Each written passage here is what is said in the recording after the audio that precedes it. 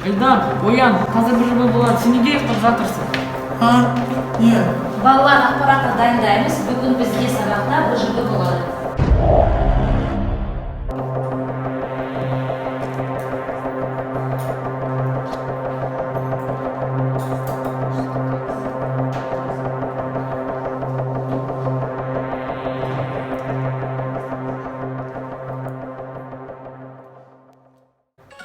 Ой,